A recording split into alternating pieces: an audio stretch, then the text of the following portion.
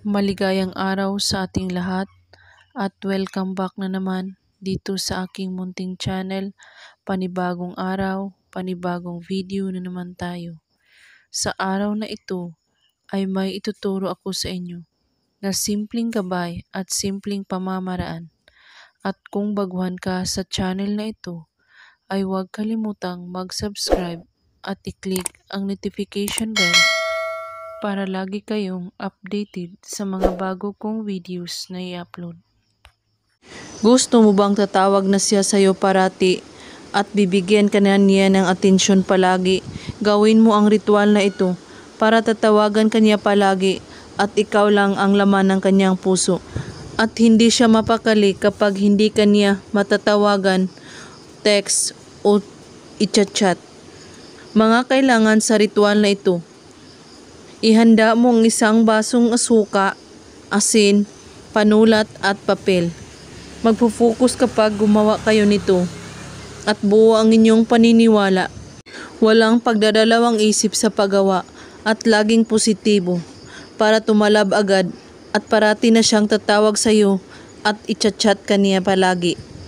Una, kunin mo ang asin, lagyan mo ng kaunti ang baso na may suka. At pagkatapos, isulat mo sa papel ang pangalan at apelyido niya. At sa likod ng papel, isulat mo na wag mo akong babaliwalain at tatawagan mo ako palagi. 3 times mo ito isusulat. At saka tupiin mo ito ng 2 beses at ilagay mo ito sa baso na may suka. At hayaan mo ang papel na palutang-lutang. At pagkatapos, lagyan mo ulit ang baso na may suka ng kaunting asin at maghiling ka dito. Sabihin mo sa pamamagitan ng baso na may suka at asin, hindi mo ako babaliwalain at parati na kayong tatawag sa akin at magte-text. At pagkatapos, ilagay mo ito sa ilalim ng iyong kama or cabinet. At kunin mo ito kapag lumipas ang 7 araw. At itapon mo ito sa gilid ng iyong bahay. Gawin ito kahit anong oras at araw, basta't buo ang inyong paniniwala sa paggawa.